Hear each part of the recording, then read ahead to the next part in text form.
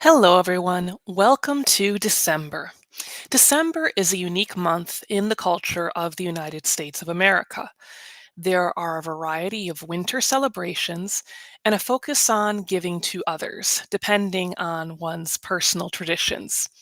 With these ideas in mind, this month's advice is to remember give only what you are capable of giving.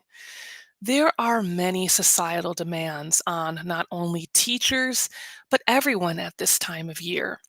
Having kind but firm boundaries about your capacity for various actions is necessary for maintaining a balanced sense of self. As teachers, if you plan to be understanding toward your students, it is important to be understanding towards yourself as well.